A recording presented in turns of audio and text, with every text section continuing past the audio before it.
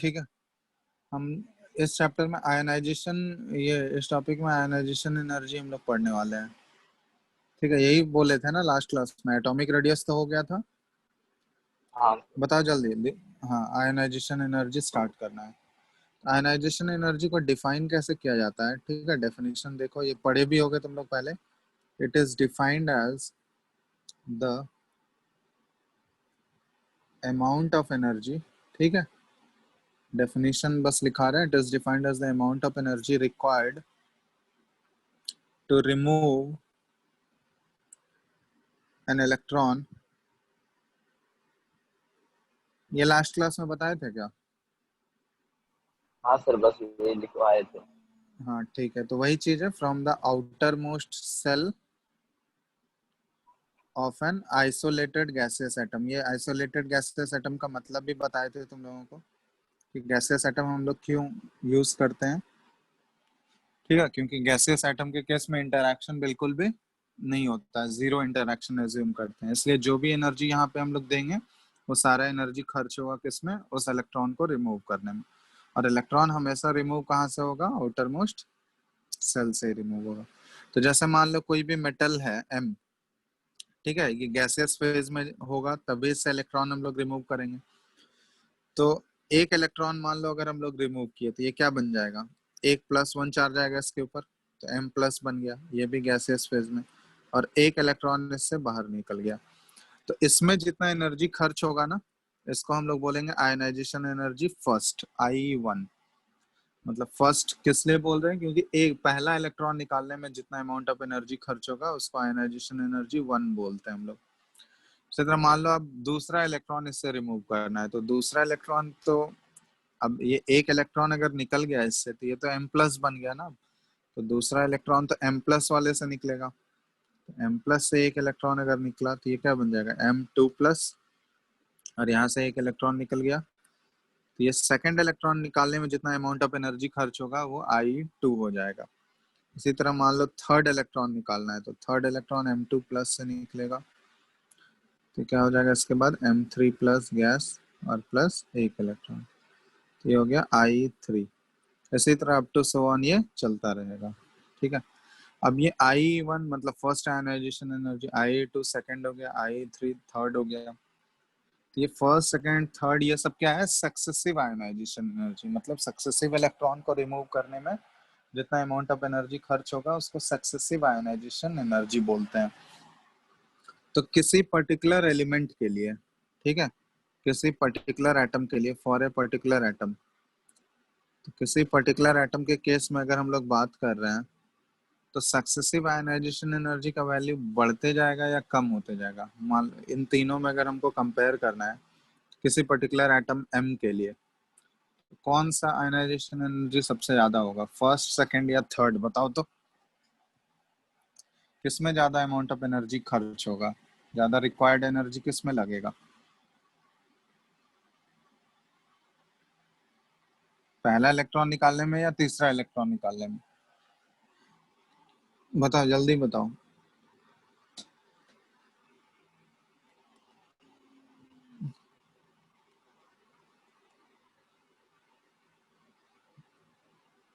Hello, चलो यहाँ देखो, फर्स्ट इलेक्ट्रॉन जो निकल रहा है ये न्यूट्रल एटम से निकल रहा है, लेकिन दूसरा इलेक्ट्रॉन जब हम लोग यहाँ रिमूव कर रहे हैं तो किससे रिमूव हो रहा है? वो केटायन से रिमूव हो रहा है, क्योंकि एक बार एक इलेक्ट्रॉन निकल गया तब ये केटायन बन गया। तो ये चीज ध्यान रखना कि केटायन से इलेक्ट्रॉन निकालना वो बहुत ही मुश्किल है as compare to neutral atom, क्योंकि जैसे ही वो केटायन बन जाएगा तो उसके फोर्स ऑफ अट्रैक्शन क्या हो जाएगा न्यूक्लियस का? वो बाहर वाले इलेक्ट्रॉन पे बढ़ जाएगा। और फोर्स ऑफ अट्रैक्शन अगर न्यूक्लियस का बाहर वाले इलेक्ट्रॉन पे इंक्रीज हो गया तो उस इलेक्ट्रॉन को रिमूव करने के लिए, आउटर मोस्ट इलेक्ट्रॉन को रिमूव करने के लिए अब ज्यादा एनर्जी खर्च करना पड़ेगा। अब इसी तरह M2+, तो अब M M+ से अगर एक इलेक्ट्रॉन निकल गया तो ये बन गया M2+। तो M2+ से जब एक इलेक्ट्रॉन हम लोग निकालेंगे तो इसमें और भी ज्यादा अमाउंट ऑफ एनर्जी खर्च करना पड़ेगा। तो किसी पर्टिकुलर एटम के केस में अगर हमसे पूछा जाए तो हमेशा ध्यान रखना कि सक्सेसिव आयनाइजेशन एनर्जी का वैल्यू हमेशा क्या होगा? ये इंक्रीज होते रहे। तो I1 सबसे छोटा होगा, I2 इससे ज्यादा, फिर I3, फिर इससे ज्यादा I4, अप टू ये इसी तरह मान लो IN तक। ठीक है, तो ये सेम एटम के केस में हम लोग बात कर रहे हैं, किसी पर्टिकुलर एटम में सक्सेसिव आयनाइजेशन एनर्जी का वैल्यू क्या होता है, ये इंक्रीज होता है। ठीक है, ये क्या कहलाएगा, सक्सेसिव आयोनाइजेशन एनर्जी। तो पर्टिकुलर एटम के लिए सक्सेसिव आयनाइजेशन एनर्जी का वैल्यू सबसे मतलब इंक्रीज होता है। ठीक है, सक्सेसिव आयनाइजेशन एनर्जी ये इंक्रीज होते जाएगा। अब आयनाइजेशन एनर्जी देखो, आयनाइजेशन एनर्जी एक्चुअली एनर्जी का ही यूनिट है, एनर्जी का ही टर्म है ना, तो इसका यूनिट्स जो होता है आयनाइजेशन एनर्जी का, ये बहुत ही ज्यादा वैल्यू होता है इसका, इसलिए किलो जूल पर मोल के टर्म में बोलते हैं, या फिर किलो कैलोरी पर मोल भी होता है। ठीक है, या फिर देखोगे इलेक्ट्रॉन वोल्ट भी एक यूज करते हैं, एनर्जी का ही ये यूनिट है इलेक्ट्रॉन वोल्ट। तो ये सारे यूनिट्स हैं जो कि आयनाइजेशन एनर्जी के वैल्यू को रिप्रेजेंट करते हैं। ठीक है, तो ये हो गया आयनाइजेशन एनर्जी के डेफिनेशन के बारे में और सक्सेसिव एनर्जी। अब कौन कौन से फैक्टर्स होंगे जो आयनाइजेशन एनर्जी को अफेक्ट करेंगे, तो नेक्स्ट है इसमें फैक्टर्स अफेक्टिंग आयनाइजेशन एनर्जी। तो कौन कौन से फैक्टर्स आयनाइजेशन एनर्जी को इफेक्ट करेंगे, तो टोटल 4 फैक्टर होते हैं इसमें। सबसे पहला फैक्टर है साइज ऑफ द एटम, मतलब एटॉमिक साइज। तो साइज ऑफ द एटम कैसे इफेक्ट करता है, तो ये चीज ध्यान देना कि साइज जितना बड़ा होगा, तो उसका मतलब साइज अगर ज्यादा है तो न्यूक्लियस का फोर्स ऑफ अट्रैक्शन जो होगा आउटर मोस्ट इलेक्ट्रॉन पे वो कम होगा, और फोर्स ऑफ अट्रैक्शन अगर कम हो गया तो उस इलेक्ट्रॉन को रिमूव करना आसान हो जाएगा। इसका मतलब अगर साइज बड़ा है तो आयनाइजेशन एनर्जी का वैल्यू कम होगा, और साइज अगर छोटा है आयनाइजेशन एनर्जी का वैल्यू ज्यादा। तो इसका मतलब हम लोग बोल सकते हैं कि एटॉमिक साइज जो होता है ये inversely proportional to ionization energy. तो साइज छोटा आयनाइजेशन एनर्जी ज्यादा, साइज बड़ा आयनाइजेशन एनर्जी कम।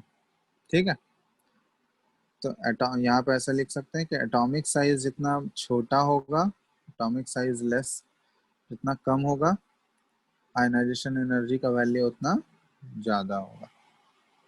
ठीक है, इनवर्सली प्रोपोर्शनल का यही मतलब है। तो पहला फैक्टर तो ये हो गया। दूसरा होता है शेल्डिंग इफेक्ट या स्क्रीनिंग इफेक्ट, शेल्डिंग इफेक्ट और स्क्रीनिंग इफेक्ट। तो शेल्डिंग इफेक्ट और स्क्रीनिंग इफेक्ट ये देख चुके हो, शेल्डिंग जितना अच्छा होगा, हम लोग देख चुके हैं ये एटॉमिक साइज में भी कि शेल्डिंग जितना ज्यादा अच्छा होगा, न्यूक्लियस का फोर्स ऑफ अट्रैक्शन जो है वो बाहर वाले इलेक्ट्रॉन पे क्या हो जाएगा, कम हो जाएगा। और न्यूक्लियस का फोर्स ऑफ अट्रैक्शन अगर बाहर वाले इलेक्ट्रॉन पे कम हुआ तो आयनाइजेशन एनर्जी का वैल्यू भी क्या हो जाएगा, कम। तो इसका मतलब हम लोग बोल सकते हैं कि शील्डिंग अगर अच्छा है, शील्डिंग अगर इंक्रीज हो रहा है, तो शील्डिंग इंक्रीज हो रहा है तो आयनाइजेशन एनर्जी का वैल्यू क्या होगा, ये डिक्रीज होगा। क्योंकि शील्डिंग अगर बढ़ेगा तो न्यूक्लियस का फोर्स ऑफ अट्रैक्शन तो बाहर वाले पे क्या हो जाएगा, कम हो जाएगा, और वो फोर्स अगर कम हो गया तो आयनाइजेशन एनर्जी का वैल्यू भी क्या हो जाएगा, वो कम हो जाएगा, क्योंकि कम एनर्जी में ही वो इलेक्ट्रॉन निकल जाएगा। तो यहाँ पे हम लोग बोल सकते हैं कि शील्डिंग इफेक्ट जो है, शील्डिंग या स्क्रीनिंग इफेक्ट जो है, ये भी क्या हो गया, inversely proportional to ionization energy. जितना अच्छा शील्डिंग इफेक्ट होगा आयनाइजेशन एनर्जी का वैल्यू उतना कम होगा। ये दूसरा फैक्टर हो गया, शील्डिंग इफेक्ट बोलते हैं या फिर इसको स्क्रीनिंग इफेक्ट बोलते हैं। थर्ड फैक्टर जो होता है ये है penetration effect. Penetration effect actually में क्या है कि किसी पर्टिकुलर सेल के बारे में अगर हम लोग बात करें, जैसे n equal to 4, fourth shell के बारे में अगर हम लोग बात करें, तो फोर्थ सेल में हम लोग पढ़े हैं कि टोटल 4 सब सेल होते हैं, एक एस भी होगा, पी भी होगा, डी भी होगा और एफ भी होगा, चारों सब सेल होता है फोर्थ सेल में। तो इसमें से इन सब में पूछा गया कि न्यूक्लियस के ज्यादा क्लोज कौन सा सब सेल होगा, न्यूक्लियस के ज्यादा क्लोज क्या होगा, एस सब सेल होगा, फिर एस। पी, फिर डी होगा, और सबसे दूर न्यूक्लियस के सबसे ज्यादा दूर क्या होगा, एफ होगा। तो यही है कि किसी पर्टिकुलर शेल में अगर तुमसे पूछा जाए, तो मान लो इलेक्ट्रॉन जो है एस सबसेल में, पी में, डी में और एफ में, चारों में है। ठीक है, तो कौन सा इलेक्ट्रॉन पे न्यूक्लियस का फोर्स ऑफ अट्रैक्शन ज्यादा होगा, जो न्यूक्लियस के जितना ज्यादा पास होगा। ठीक है, न्यूक्लियस वो इलेक्ट्रॉन जो है न्यूक्लियस के जितना ज्यादा पास होगा, उस पे न्यूक्लियस का फोर्स ऑफ अट्रैक्शन क्या होगा, उतना ज्यादा होगा। तो किसी पर्टिकुलर शेल में अगर तुमसे पूछा जाए तो एस के इलेक्ट्रॉन क्या होते हैं, वो न्यूक्लियस के ज्यादा क्लोज होते हैं। उसके बाद पी होता है, उसके बाद डी होता है, और सबसे दूर होता है एफ। तो यहाँ पे हम लोग बोल सकते हैं कि अगर फोर्थ सेल की ही बात करें, सेम सेल की ही बात करें, तो जो एस इलेक्ट्रॉन होगा उस पर न्यूक्लियस का फोर्स ऑफ अट्रैक्शन ज्यादा होगा। और न्यूक्लियस का फोर्स ऑफ अट्रैक्शन ज्यादा होने का मतलब कि उसको अगर हमको रिमूव करना है, एस से अगर रिमूव करना होगा तो एनर्जी हमको ज्यादा खर्च करना पड़ेगा। लेकिन अगर फोर्थ सेल में ही हमको एफ सब सेल से अगर इलेक्ट्रॉन निकालना है, तो वहां पे एस, पी, डी इन सब के मुकाबले कम एनर्जी खर्च करना पड़ेगा। तो इसलिए यहाँ पे हम लोग बोल सकते हैं कि पेनिट्रेशन मतलब वो कितना ज्यादा क्लोज है न्यूक्लियस के। तो पेनिट्रेशन इफेक्ट हम लोग इन चारों ऑर्बिटल्स का अगर देखोगे, तो एस ऑर्बिटल ज्यादा क्लोज होता है, फिर पी, डी और एफ। तो जितना ज्यादा पेनिट्रेशन इफेक्ट होगा, जितना ज्यादा ऑर्बिटल्स जो है या सबसेल जितना ज्यादा क्लोज होंगे न्यूक्लियस के, आयनाइजेशन एनर्जी का वैल्यू उतना ज्यादा होगा। तो यहाँ पे हम लोग लिख सकते हैं कि पेनिट्रेशन इफेक्ट जो है ये डायरेक्टली प्रोपोर्शनल टू क्या हो जाएगा, आयनाइजेशन एनर्जी। क्योंकि पेनिट्रेशन इफेक्ट जितना ज्यादा, आयनाइजेशन एनर्जी का वैल्यू उतना ज्यादा होगा। तो तीसरा जो फैक्टर होता है ये पेनिट्रेशन इफेक्ट है। तो यहाँ पे 3 फैक्टर हम लोग देख लिए, एक और फैक्टर है, चौथा फैक्टर इलेक्ट्रॉनिक कॉन्फ़िगरेशन का। ठीक है, ये बहुत इंपॉर्टेंट फैक्टर है, इलेक्ट्रॉनिक कॉन्फ़िगरेशन। तो इलेक्ट्रॉनिक कॉन्फ़िगरेशन क्या है, एटॉमिक स्ट्रक्चर में तुम लोग पढ़ ही चुके हो कि 2 टाइप के कॉन्फ़िगरेशन जो होते हैं ये ज्यादा स्टेबल होते हैं, एक हाफ फिल्ड कॉन्फ़िगरेशन और दूसरा फुल्ली फिल्ड कॉन्फ़िगरेशन। इन दोनों कॉन्फ़िगरेशन का क्या होता है, एक्स्ट्रा स्टेबिलिटी होता है। ठीक है, ये एटॉमिक स्ट्रक्चर में डिटेल में पढ़े हो, रीजन भी देखे थे क्यों एक्स्ट्रा स्टेबिलिटी होता है। तो अगर किसी एटम के पास पहले से हाफ फिल्ड या फुल्ली फिल्ड कॉन्फ़िगरेशन है, तो वो तो ऑलरेडी एक्स्ट्रा स्टेबल है। तो एक्स्ट्रा स्टेबल है इसका मतलब क्या हुआ कि उसका एनर्जी वहां पे वो ऑलरेडी स्टेबल है। अगर एक्स्ट्रा उसके स्टेबिलिटी को अगर हमको ब्रेक करना है, तो एक इलेक्ट्रॉन अगर उससे हमको रिमूव करना होगा, तो एक इलेक्ट्रॉन रिमूव करने के लिए क्या होगा, हमको ज्यादा से ज्यादा एनर्जी खर्च करना पड़ेगा। समझ में आ रहा है? तो जिन जिन एटम का कॉन्फ़िगरेशन हाफ फिल्ड वाला होगा या फुल्ली फिल्ड वाला कॉन्फ़िगरेशन होगा, वो कॉन्फ़िगरेशन क्या होता है, एक्स्ट्रा स्टेबल होता है। और उन सभी कॉन्फ़िगरेशन से अगर इलेक्ट्रॉन को रिमूव करना है हमको, तो ऑब्वियसली जितना नॉर्मल कॉन्फ़िगरेशन में खर्च करना पड़ता है उससे ज्यादा एनर्जी खर्च करना पड़ेगा, तभी वो जाके इलेक्ट्रॉन उस एक्स्ट्रा स्टेबल फॉर्म से बाहर निकलेगा। ठीक है, तो यहाँ पे ये वाला फैक्टर जो है बहुत इंपॉर्टेंट रोल प्ले करता है। जैसे मान लो नाइट्रोजन होता है, तो नाइट्रोजन का कॉन्फ़िगरेशन अगर लिखोगे तो 1s2 2s2 2p3। अब यहाँ पे देख रहे हैं हम लोग, इलेक्ट्रॉन जो निकलना है वो आउटर मोस्ट सेल से निकलना है।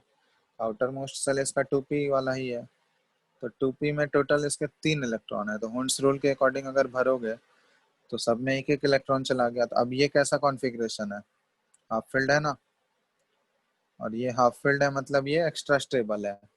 अब इस कॉन्फ़िगरेशन से अगर एक इलेक्ट्रॉन हमको निकालना है, तो ये क्या होगा, ऑब्वियसली जो 2p4 होगा या 2p5 होगा, बाकी अदर नॉर्मल कॉन्फ़िगरेशन जो है उनसे ज़्यादा एनर्जी यहाँ पे खर्च करना पड़ेगा। क्योंकि ये बहुत ही उन सब के मुकाबले ये ज़्यादा स्टेबल है। जितना ज़्यादा स्टेबल उतना ज़्यादा एनर्जी हमको प्रोवाइड करना होगा उससे इलेक्ट्रॉन को रिमूव करने के लिए। ठीक है, तो ये चीज़ ध्यान देना कि अगर हाफ फिल्ड होगा या फुल्ली फिल्ड कॉन्फ़िगरेशन होगा किसी भी एटम का, तो उनसे इलेक्ट्रॉन निकालने का मतलब हुआ कि हमको ज्यादा एनर्जी खर्च करना पड़ेगा। उस केस में उनका आयनाइजेशन एनर्जी का वैल्यू क्या हो जाएगा, वो इंक्रीज हो जाएगा। ठीक है, ज्यादा होगा आयनाइजेशन एनर्जी का वैल्यू। ये टोटल 4 फैक्टर्स होते हैं जो कि आयनाइजेशन एनर्जी को इफेक्ट करते हैं, size of the atom, shielding screening effect, penetration effect, और चौथा है इलेक्ट्रॉनिक कॉन्फ़िगरेशन। कोई डाउट यहाँ तक किसी को? हेलो, इस यहाँ हाँ तक? सर। चलो, अब हम लोग देखते हैं कि आयनाइजेशन एनर्जी का वेरिएशन कैसे हो रहा है। Variation of ionization energy in periodic table. General trend देखेंगे फिर एक्सेप्शन देखेंगे। Variation of ionization energy in periodic table. तो पहला वेरिएशन जो आता है, हम लोग लेफ्ट टू राइट देखते हैं पीरियड में, और दूसरा top to bottom in group. तो बताओ, तो लेफ्ट टू राइट पीरियड में जाने पे क्या होगा? अगर पीरियड में लेफ्ट टू राइट मूव करोगे तो एटॉमिक साइज क्या होता है? एटॉमिक साइज ये डिक्रीज करता है। तो एटॉमिक साइज अगर डिक्रीज होगा तो आयनाइजेशन एनर्जी का वैल्यू क्या होगा? ये इंक्रीज होगा। ये दोनों इनवर्सली प्रोपोर्शनल था। तो ये चीज ध्यान देना कि लेफ्ट टू राइट जाने पे क्या होगा? एटॉमिक साइज घटता है पीरियड में, इसलिए आयनाइजेशन एनर्जी का वैल्यू क्या होगा? ये इंक्रीज होगा। लेकिन टॉप टू बॉटम अगर हम लोग ग्रुप में बात करें, टॉप टू बॉटम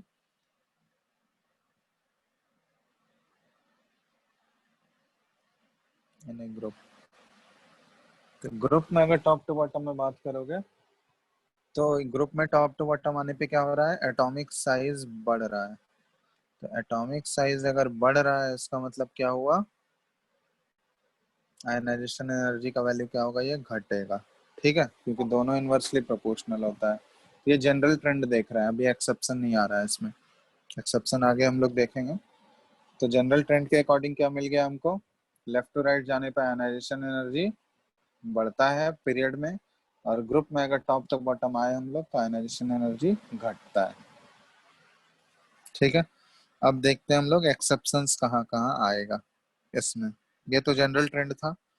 अब एक्सेप्शंस, ये मेन है। जनरल ट्रेंड से क्वेश्चन नहीं पूछा जाएगा, एक्सेप्शन से क्वेश्चन पूछा जाएगा। तो exceptions in general trend of ionization energy. ठीक है, तो एक्सेप्शन कहाँ कहाँ आता है ये इंपॉर्टेंट है। पहला है एक्सेप्शंस इन पीरियड। ठीक है, ये चीज ध्यान देना कि exceptions in period are found due to extra stability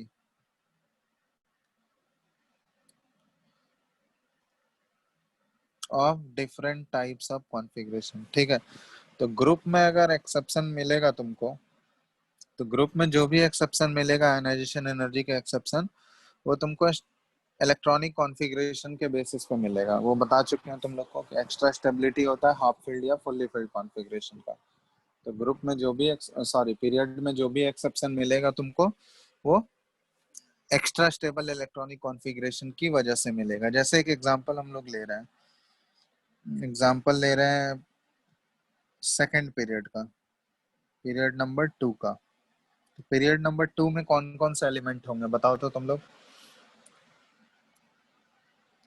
पहला एलिमेंट होगा लिथियम, फिर बेरिलियम, बोरोन, बोरोन, का, carbon, carbon, hydrogen, nitrogen, ammonia. Oxygen, fluorine और नियॉन। ठीक है, हम लोग बात कर रहे हैं ionization energy first, first ionization energy I1, मतलब पहला इलेक्ट्रॉन निकालने का बात कर रहे हैं। तो देखो, जनरल ट्रेंड के अकॉर्डिंग अगर हम लोग देखें तो लेफ्ट टू राइट अगर पीरियड में मूव करें तो वो क्या होना चाहिए था? लेफ्ट टू राइट घटना चाहिए था आयनाइजेशन एनर्जी। ठीक है, क्योंकि atomic, sorry, left to right जाने पे आयनाइजेशन एनर्जी बढ़ना चाहिए था, क्योंकि एटॉमिक साइज घट रहा है, आयनाइजेशन एनर्जी इंक्रीज होना चाहिए था।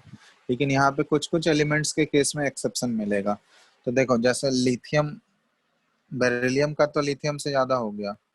ठीक है, लेकिन बेरिलियम और बोरोन में अगर जनरल ट्रेंड के अकॉर्डिंग देखें तो बोरोन का ज्यादा होना चाहिए था, बट यहाँ पे क्या होता है कि बोरोन, बेरिलियम का ज्यादा होता है इलेक्ट्रॉनिक कॉन्फ़िगरेशन। फिर उसी तरह यहाँ पे बोरोन से कार्बन का ज्यादा हुआ यहाँ पे। ठीक है, फिर कार्बन से नाइट्रोजन का ज्यादा हुआ, लेकिन नाइट्रोजन और ऑक्सीजन में जब कंपेयर किया गया तो यहाँ पे नाइट्रोजन का कॉन्फ़िगरेशन जो है ये ज्यादा मिला। फिर ऑक्सीजन और फ्लोरीन में फ्लोरीन का ज्यादा हुआ, फिर नियॉन का ज्यादा हुआ। तो दो जगह पे एक्सेप्शन मिल रहा है। एक एक्सेप्शन कहाँ पे मिल रहा है? बेरिलियम और बोरोन में, और दूसरा एक्सेप्शन मिल रहा है नाइट्रोजन और ऑक्सीजन में। यहाँ पे एक्सेप्शन जो आ रहा है तो उस चीज को हम लोग एक्सप्लेन करेंगे किससे, इलेक्ट्रॉनिक कॉन्फ़िगरेशन से। ठीक है, दोनों का इलेक्ट्रॉनिक कॉन्फ़िगरेशन लिखो, खुद पता चल जाएगा, बेरिलियम और बोरॉन। तो बेरिलियम का कॉन्फ़िगरेशन लिखोगे 1s2 2s2। बोरॉन का कॉन्फ़िगरेशन क्या आएगा, 1s2 2s2 2p1। तो इससे जो इलेक्ट्रॉन निकल रहा है वो 2s2 से निकलेगा। इससे जो इलेक्ट्रॉन निकलेगा एक इलेक्ट्रॉन वो 2p1 से निकलेगा। ये 2s2 वाला कॉन्फ़िगरेशन क्या है, फुल्ली फिल्ड कॉन्फ़िगरेशन है। बट ये 2p1 वाला कॉन्फ़िगरेशन क्या है, ना तो हाफ फिल्ड है ना ही फुल्ली फिल्ड है, ये नॉर्मल कॉन्फ़िगरेशन है।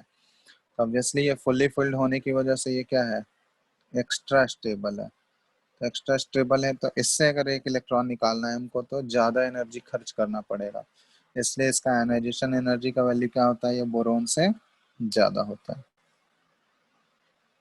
तो इस चीज़ को एक्सप्लेन कर दिया, उसी तरह यहाँ भी एक्सप्लेन कर सकते हो। नाइट्रोजन का जब इलेक्ट्रॉनिक कॉन्फ़िगरेशन लिखोगे, देख चुके हैं हम लोग 1s2 2s2 2p3। और ऑक्सीजन का जब लिखोगे तो 1s2 2s2 2p4। इससे एक इलेक्ट्रॉन निकलेगा वो 2p3 से निकलेगा, यहाँ 2p4।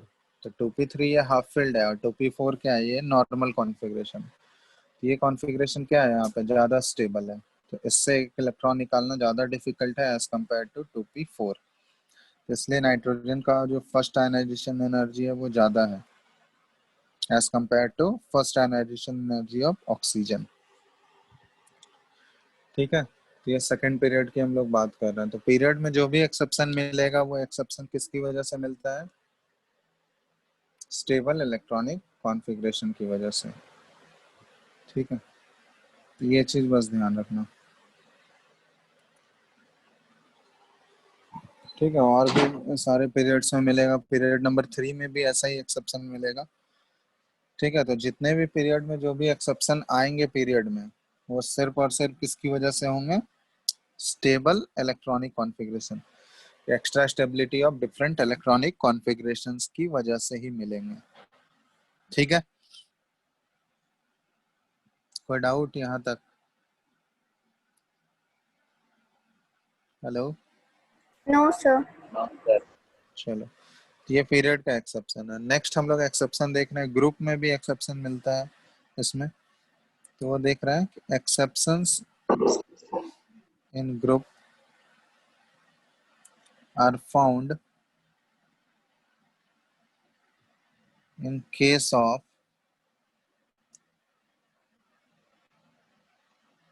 contraction in radius due to increase in Z effective, मतलब effective nuclear charge with almost same radius। ठीक है, ये चीज हम लोग देखे थे। जैसे देखो एटॉमिक साइज का जब हम लोग कंपेयर कर रहे थे,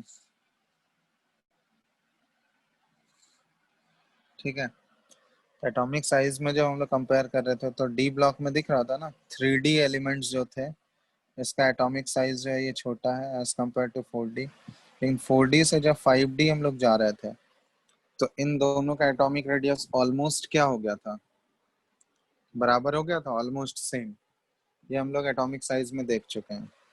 ठीक है, तो इन दोनों का साइज तो ऑलमोस्ट सेम हो गया, बट जेड इफेक्टिव की अगर हम लोग बात करें, इफेक्टिव न्यूक्लियर चार्ज की अगर बात करें, तो वो 4D में ज्यादा है या 5D में ज्यादा है, बताओ तो। इफेक्टिव न्यूक्लियर चार्ज किस केस में ज्यादा होगा,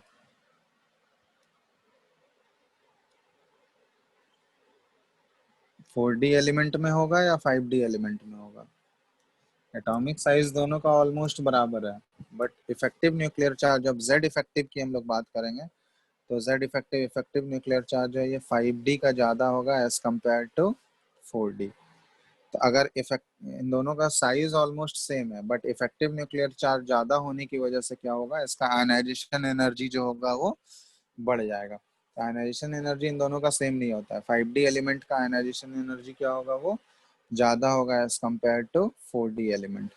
तो यहाँ पे अगर हम लोग आयनाइजेशन एनर्जी का ऑर्डर लिखें, तो एटॉमिक साइज का तो ये ऑर्डर है, लेकिन आयनाइजेशन एनर्जी का ऑर्डर अगर लिखेंगे तो 6D सीरीज एलिमेंट, ये ज़्यादा हो जाएगा, इसके बाद 5D आएगा, इसके बाद 4D आएगा, और इसके बाद 3D होगा। ठीक है, तो ये चीज़ ध्यान रखना।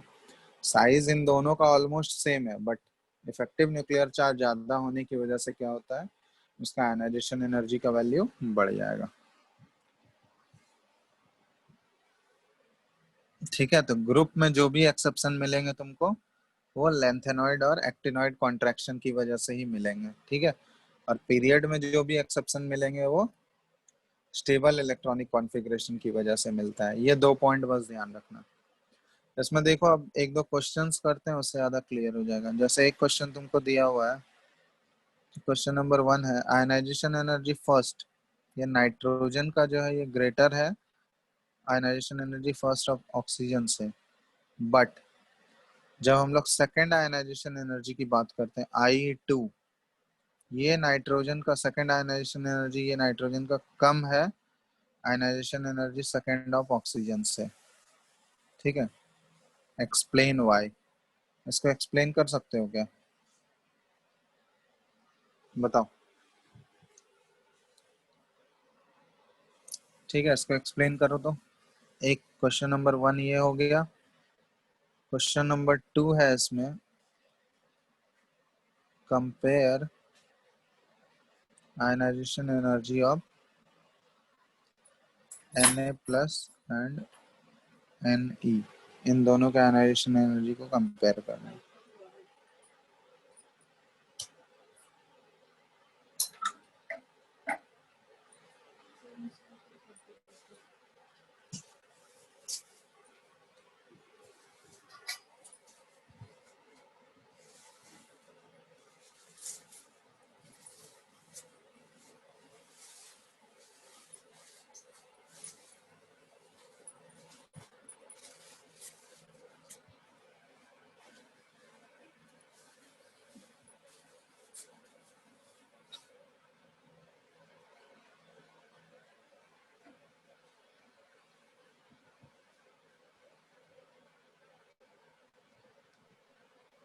सर क्योंकि सर IE2 में N न्यूट्रल नहीं रहेगा, वो N प्लस हो जाएगा ना। हम्म, और E2 अगर हॉरिजॉन्टली बढ़ेंगे पीरियड में, तो ऑक्सीजन ज्यादा है तो उसको उसका ज्यादा होगा। तो प्लस तो दोनों में होगा ना, एन प्लस तो दोनों में आएगा, एन में भी आएगा, ओ में भी आएगा।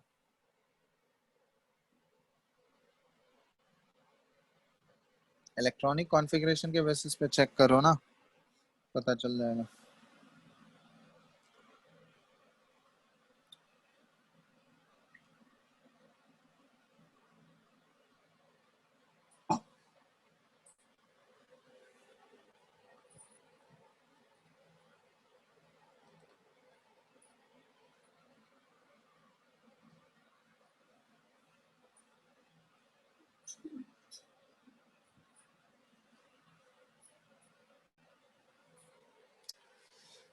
देखो यहाँ फर्स्ट वाले का बता रहे हैं कि जब पहला आयनाइजेशन यानी नाइट्रोजन का लिखोगे 1s2 2s2 और 2p3, और ऑक्सीजन का अगर लिखोगे तो 1s2, ये तो ऑलरेडी देख चुके हैं, 2s2 2p4। तो इसका जो पहला इलेक्ट्रॉन निकलेगा वो 2p3 से निकलेगा, इसका जो पहला इलेक्ट्रॉन निकलेगा वो 2p4 से। तो ज्यादा स्टेबल कॉन्फ़िगरेशन 2p3 है, तो इसलिए जो फर्स्ट आयनाइजेशन एनर्जी है ये नाइट्रोजन का ग्रेटर होगा as compare to ionization energy first of oxygen. ठीक है, क्योंकि वो ज्यादा स्टेबल कॉन्फ़िगरेशन। लेकिन जब हम लोग सेकंड I2 की बात करेंगे, तो I2 का मतलब क्या हुआ कि एक इलेक्ट्रॉन उससे पहले ही निकल चुका है। तो नाइट्रोजन से अगर एक इलेक्ट्रॉन निकल चुका है तो क्या बचेगा उसके बाद, 1s2 2s2 2p2 बचेगा। और ऑक्सीजन से अगर एक इलेक्ट्रॉन निकल चुका है तो ये क्या बचेगा, ये यहाँ N प्लस हो गया और ये O प्लस, ये क्या बचेगा 1s2 2s2 2p3। ठीक है, अब देखो, अब दूसरा इलेक्ट्रॉन जब निकलेगा तो दूसरा इलेक्ट्रॉन यहाँ 2p2 और ये 2p3, अब कौन ज्यादा स्टेबल है, 2p2 या 2p3, ऑक्सीजन सर, कौन, ये ज्यादा 2p3 सर स्टेबल हो, इससे।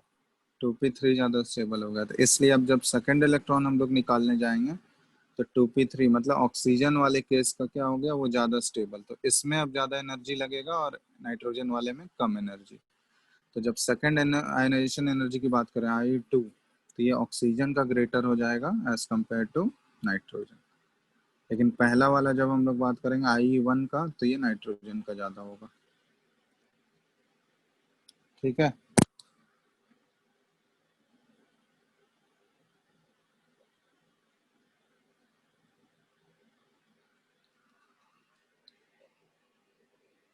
तो ये हो गया फर्स्ट का आंसर। सेकंड का देखो, Na प्लस और Ne। अब Na प्लस और Ne इन दोनों का साइज जो होता है ना ऑलमोस्ट बराबर है। ठीक है, सेकंड का देख रहे हैं, तो एटॉमिक साइज अगर देखोगे, तो एटॉमिक साइज की अगर हम लोग बात करें, ठीक है, तो यहाँ पे देखो इन दोनों का कॉन्फ़िगरेशन पहले लिखो। चलो Na प्लस का कॉन्फ़िगरेशन लिख के देखते हैं और Ne का। Na प्लस का अगर कॉन्फ़िगरेशन लिखोगे, तो ये आएगा 1s2 2s2 2p6, क्योंकि 3s का एक इलेक्ट्रॉन निकल चुका है।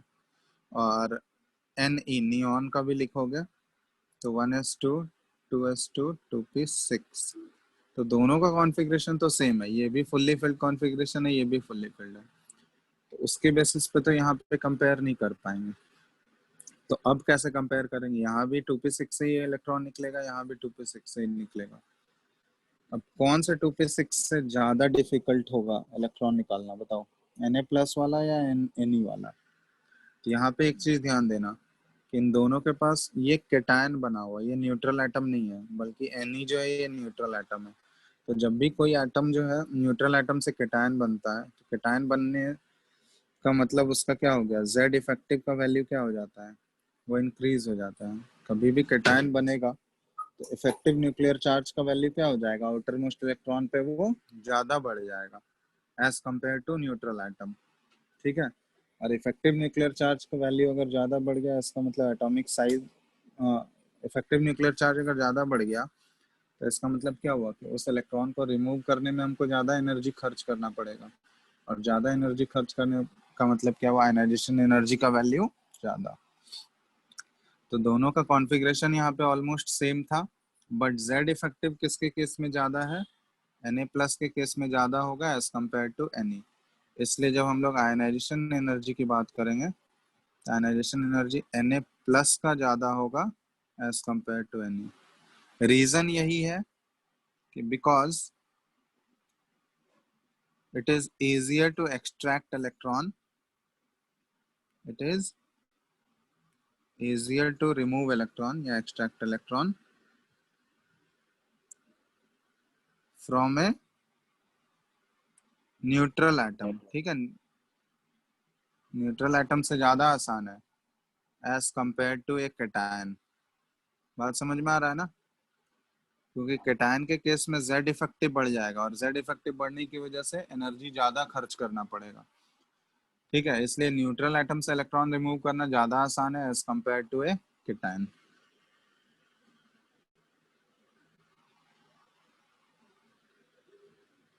ठीक है, कोई डाउट इसमें, इन दोनों क्वेश्चन में, बोलो। Hello, no. चलो,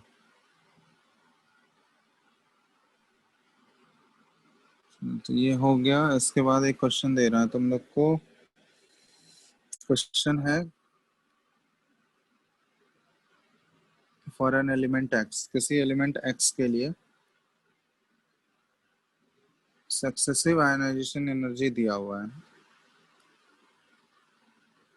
आर लिस्टेड एस। किसी एलिमेंट एक्स के लिए I1 का वैल्यू दिया हुआ है 805 किलो जूल पर मोल, I2 दिया हुआ है 1514 किलो जूल पर मोल,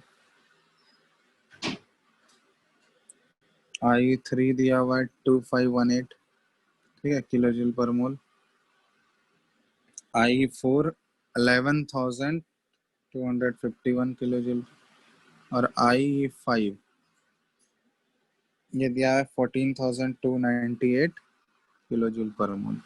अब इन डेटा को ऑब्जर्व करके, इसमें कोई कैलकुलेशन नहीं करना है, इस डेटा को ऑब्जर्व करना है बस, और तुमको बताना है क्वेश्चन में find out the number of valence electron, मतलब आउटर मोस्ट सेल में कितने इलेक्ट्रॉन्स होंगे इन एलिमेंट एक्स। ठीक है, ट्राई करो एक बार, फिर बताते हैं।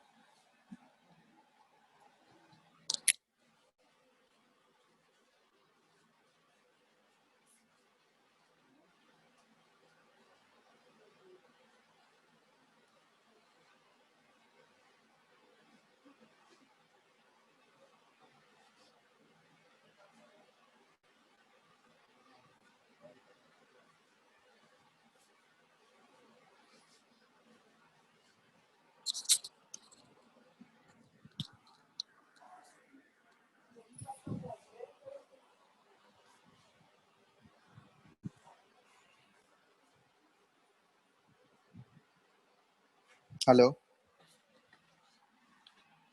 क्वेश्चन समझ में आया कि नहीं? क्वेश्चन में कोई कैलकुलेशन नहीं करना है, बस तुमको डेटा दिया हुआ है, उसको ऑब्जर्व करके बताना है।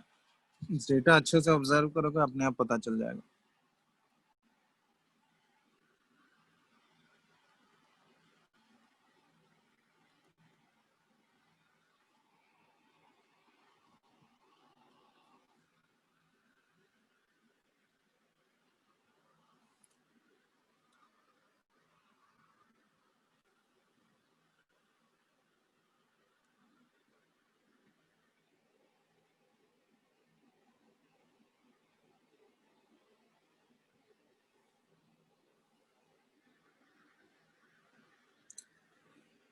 हो गया? बता सकते हो, इतना टाइम मत लगाओ, बस डेटा ऑब्जर्व करो, अपने आप पता चल जाएगा।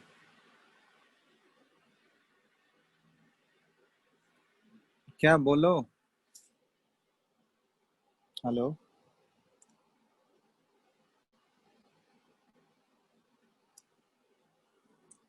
देखो यहाँ पे, जब पहला इलेक्ट्रॉन निकला 805 किलो जूल पर मोल लगा, दूसरा इलेक्ट्रॉन में 1500, क्योंकि सक्सेसिव किसी एलिमेंट एक्स के बारे में अगर हम लोग बात करें तो सक्सेसिव आयनाइजेशन एनर्जी का वैल्यू तो बढ़ेगा ही ना, तो वो तो इंक्रीज होगा ही। तो फर्स्ट वाले से सेकंड वाले में ज्यादा लगा, 700 का डिफरेंस है। सेकंड से थर्ड में देखे तो और ज्यादा बढ़ गया, मतलब 1000 के अराउंड बढ़ गया इसका।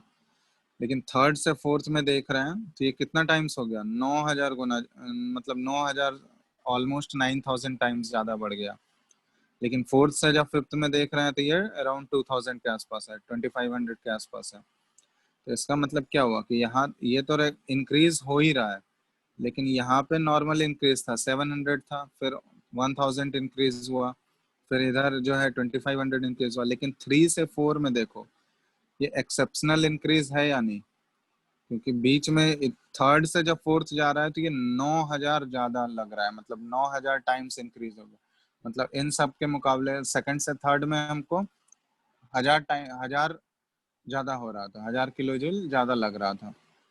लेकिन जब 3 से 4 गया तो 9000 ज्यादा लग रहा है। इसका मतलब वो ऑलमोस्ट 8 टाइम्स या 9 टाइम्स ज्यादा एनर्जी खर्च हो रहा है, मतलब जब 3 से जब वो 4 में जा रहा है तो इसका मतलब क्या हुआ कि 3 से 4 जाने में वो, मतलब थर्ड, जैसे ही 3 इलेक्ट्रॉन निकलने के बाद वो क्या हो गया होगा, पूरा एक्स्ट्रा स्टेबल हो गया होगा। तभी तो हमको इतना ज्यादा एनर्जी खर्च करना पड़ रहा है उसको निकालने के लिए। जब तक वो एक्स्ट्रा स्टेबल नहीं हुआ होगा या नोबल गैस का कॉन्फ़िगरेशन अचीव नहीं किया होगा, तो तब तक तो इतना ज्यादा एनर्जी नहीं लगेगा। इसका मतलब 3 इलेक्ट्रॉन उसके पास आउटर मोस्ट सेल में होगा, क्योंकि 3 इलेक्ट्रॉन आसानी से निकल गया। लेकिन जब 3 इलेक्ट्रॉन निकलने के बाद, मान लो किसी भी एटम में अगर 3 इलेक्ट्रॉन निकल जाएगा आउटर मोस्ट सेल से, तो उसके बाद अंदर वाला जो सेल होगा वो तो पूरा भरा हुआ ही रहेगा ना, वो तो नोबल गैस वाला कॉन्फ़िगरेशन हो जाएगा। तब उसके बाद जो चौथा इलेक्ट्रॉन निकाल रहे हैं तो उसमें देखो बहुत ही ज्यादा एक्सेप्शनली ज्यादा लार्ज अमाउंट ऑफ एनर्जी लग रहा है। लेकिन उसके बाद चौथा से पांचवा में देख रहे हैं उतना ज्यादा एनर्जी नहीं लग रहा है। इसका मतलब क्या हुआ कि हम लोग बोल सकते हैं कि 3 इलेक्ट्रॉन निकालने के बाद वो क्या हो गया होगा, एक्स्ट्रा स्टेबल कॉन्फ़िगरेशन या नोबल गैस का कॉन्फ़िगरेशन अटेन कर लिया होगा, और इसलिए इतना ज्यादा एनर्जी हमको, इतना ज्यादा टाइम्स एनर्जी खर्च करना पड़ रहा है। तो इसका मतलब नंबर ऑफ वैलेंस इलेक्ट्रॉन्स कितने होंगे उसके पास, बताओ तो। आउटर मोस्ट सेल में कितने इलेक्ट्रॉन्स होंगे उसके पास? 3 इलेक्ट्रॉन्स हो गया, क्योंकि 3 इलेक्ट्रॉन आसानी से निकल गया। जब चौथा इलेक्ट्रॉन निकालने की बारी आई तो बहुत ही ज्यादा एनर्जी खर्च करना पड़ा, मतलब 3 आसानी से निकल गया। 3 निकलने के बाद अंदर वाला तो पूरा शेल फुल्ली फिल्ड ही रहेगा ना, तो अंदर वाला तो पूरा नोबल गैस का कॉन्फ़िगरेशन ही रहेगा। तो ऑब्वियसली नोबल गैस कॉन्फ़िगरेशन से तुम अगर एक इलेक्ट्रॉन निकालोगे तो वो बहुत ही ज्यादा एनर्जी तुमको खर्च करना पड़ेगा। ठीक है, बोलो, कोई डाउट इसमें? Hello, no sir. चलो, तो ये सारा चीज था आयनाइजेशन एनर्जी से रिलेटेड। आयनाइजेशन एनर्जी के क्वेश्चंस भी अब तुम लोग ट्राई कर सकते हो आसानी से। सारा टॉपिक इसमें हम लोग एक्सेप्शन भी देख लिए, क्वेश्चंस अब आसानी से उसमें बनाना, बुकलेट के क्वेश्चंस आसानी से बनाओ। नेक्स्ट इसमें हम लोग इलेक्ट्रॉन एफिनिटी का बस इलेक्ट्रॉन गेन एंथैल्पी या इलेक्ट्रॉन एफिनिटी बस डेफिनेशन देख लेते हैं, नेक्स्ट क्लास में इसको डिटेल में करेंगे। तो नेक्स्ट जो पढ़ना है इसमें ये है इलेक्ट्रॉन गेन एंथैल्पी, या फिर इसी को इलेक्ट्रॉन एफिनिटी भी बोला जाता है। एंथैल्पी मतलब क्या, वो ये चेंज इन एनर्जी होता है। ठीक है, जैसे आयनाइजेशन एनर्जी है तो उसको आयनाइजेशन एंथैल्पी भी देखोगे बहुत जगह लिखा हुआ है। एंथैल्पी मतलब वो है कि एनर्जी कितना चेंज हुआ, उसी को एंथैल्पी बोलते हैं। तो इलेक्ट्रॉन गेन एंथैल्पी वही चीज हुआ कि यहाँ पे हम लोग बोल सकते हैं कि अमाउंट ऑफ एनर्जी। ठीक है, ये जस्ट आयनाइजेशन एनर्जी का उल्टा है। आयनाइजेशन एनर्जी में इलेक्ट्रॉन हम लोग रिमूव करते हैं, यहाँ पे इलेक्ट्रॉन हम लोग ऐड करेंगे। आइसोलेटेड गैसियस एटम में ही इलेक्ट्रॉन ऐड करेंगे। तो जब भी इलेक्ट्रॉन ऐड करोगे तो एनर्जी रिलीज होता है। तो जितना एनर्जी रिलीज होगा ना, जरूरी नहीं है हर केस में एनर्जी रिलीज ही हो, कहीं कहीं एनर्जी रिक्वायर्ड भी होता है। तो हम लोग जस्ट डिफाइन कर रहे हैं इसको कि amount of energy released when an electron is added to the outermost shell of an isolated gaseous atom। और इसी अमाउंट ऑफ एनर्जी, जितना अमाउंट ऑफ एनर्जी रिलीज होगा या अमाउंट ऑफ एनर्जी चेंज होगा, उसी अमाउंट ऑफ एनर्जी को हम लोग बोलते हैं इलेक्ट्रॉन गेन एंथैल्पी। ठीक है, इलेक्ट्रॉन गेन एंथैल्पी। जैसे यहाँ पे हम लोग एक्स कोई एटम है, गैसियस एटम, इसमें एक इलेक्ट्रॉन ऐड कर रहे हैं हम लोग, ये क्या बन जाएगा, यहाँ पे एनायन बनेगा, एक्स माइनस बन गया। और यहाँ पे एक एनर्जी का रिलीज हुआ, डेल्टा ई लिख दे रहे हैं, कितना एनर्जी चेंज हुआ। अब यही जितना एनर्जी यहाँ पे चेंज हो रहा होगा उसी को हम लोग इलेक्ट्रॉन गेन एंथैल्पी बोलेंगे। अब यहाँ पे ध्यान देना कि हर केस में एनर्जी रिलीज नहीं होता है, किसी किसी केस में एनर्जी रिक्वायर्ड भी होता है, वो नेचर ऑफ एलिमेंट पे डिपेंड करता है। ठीक है, तो यहाँ पे एक पॉइंट लिख देते हैं कि electron gain, gain of electron जो होता है ना, ये मे बी आइदर, क्योंकि एनर्जी रिलीज अगर होगा तो उसको एक्सोथर्मिक बोलेंगे, और एनर्जी अगर उसको रिक्वायर्ड होगा तो एंडोथर्मिक बोलेंगे। तो यहाँ पे ध्यान देना कि इलेक्ट्रॉन गेन में भी आइदर एक्सोथर्मिक और एंडोथर्मिक दोनों हो सकता है, depending on the nature of the element, depending on the nature of element. वो नेचर ऑफ एलिमेंट पे डिपेंड करेगा, नेचर ऑफ एलिमेंट। ठीक है, वही डिसाइड करेगा कि इलेक्ट्रॉन का गेन जो होगा वो आइदर एंडोथर्मिक होगा या एक्सोथर्मिक होगा। ठीक है, तो यहाँ पे कब हम लोग बोलेंगे, देखो,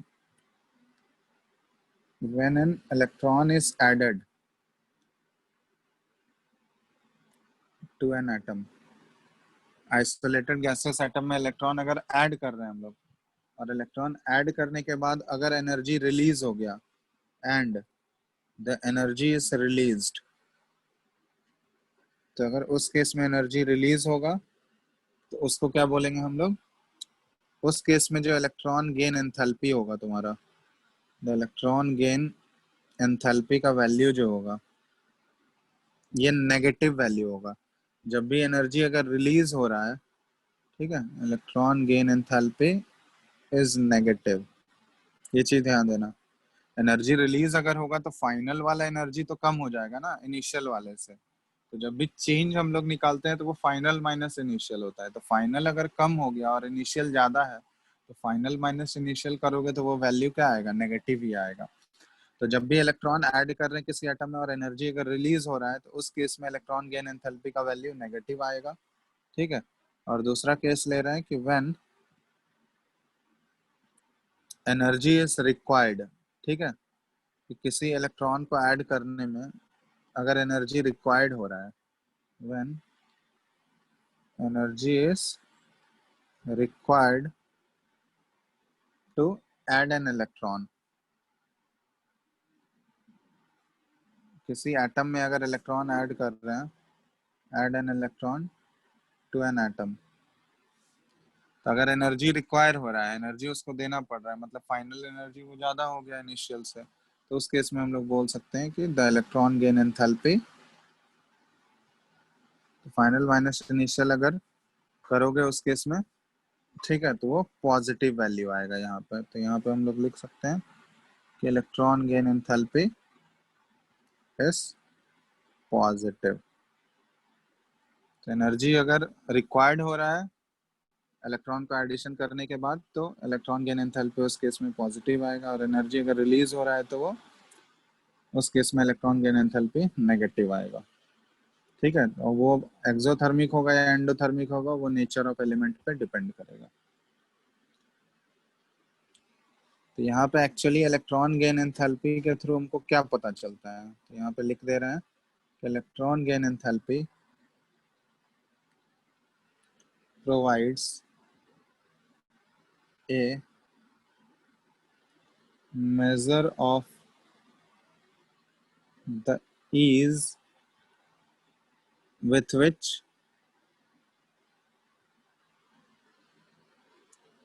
an atom adds an electron to form an anion। ठीक है, कितनी आसानी से मतलब वो एक तरीका बताता है, वो एक मेजर बताता है कि कितनी आसानी से कोई भी एटम जो है इलेक्ट्रॉन को एक्सेप्ट कर रहा है। अब कोई भी एटम अगर आसानी से इलेक्ट्रॉन एक्सेप्ट करेगा तो उस केस में उसका इलेक्ट्रॉन गेन एंथैल्पी नेगेटिव होगा, और कोई भी एटम अगर आसानी से इलेक्ट्रॉन एक्सेप्ट नहीं कर रहा है, उसको एनर्जी देना पड़ रहा है, तो उस केस में उसका इलेक्ट्रॉन गेन एंथैल्पी जो होगा वो पॉजिटिव होगा। ठीक है, तो इलेक्ट्रॉन गेन एंथैल्पी का वैल्यू हम लोग देख के ये डिसाइड कर सकते हैं कि इलेक्ट्रॉन उसमें आसानी से ऐड हुआ है या डिफिकल्ट हुआ है इलेक्ट्रॉन का एडिशन। अगर जितना ज्यादा नेगेटिव वैल्यू होगा इसका मतलब इलेक्ट्रॉन बहुत ही आसानी से ऐड हो जा रहा है, जितना ज्यादा पॉजिटिव वैल्यू होगा मतलब इलेक्ट्रॉन को ऐड करना उतना ही डिफिकल्ट रहा होगा। ठीक है, तो ये चीज है कि इलेक्ट्रॉन गेन एंथैल्पी जो है एक मेजर प्रोवाइड करता है हमको कि कितनी आसानी से कोई भी एटम जो है इलेक्ट्रॉन को एक्सेप्ट कर रहा है और एनायन बना रहा है। ठीक है, तो इसके बारे में हम लोग नेक्स्ट क्लास में करेंगे कौन कौन से फैक्टर्स जो है इसको इफेक्ट करते हैं और इसमें क्या क्या एक्सेप्शंस आता है। जैसे आयनाइजेशन एनर्जी में हम लोग किए उसी तरह इसको भी डिटेल में नेक्स्ट क्लास में करते हैं। ठीक है, हेलो, बोलो, आवाज आ रहा है ना? आदित्य, हाँ सर। चलो, तो ये पीडीएफ भेजना है क्या, भेज लिख दीजिए। लियो या भेजना है? लिख लिया। चलो ठीक है, इसके क्वेश्चंस तुम लोग करके रखना। ठीक है, आयनाइजेशन एनर्जी के क्वेश्चंस, एटॉमिक रेडियस और आयनाइजेशन एनर्जी, इन सब के क्वेश्चंस कर लेना। पीडीएफ हम सेंड कर दे रहे हैं। ठीक है, बाकी नेक्स्ट क्लास में आगे करते हैं। ठीक है, यस सर। चलो एंड कर रहे हैं।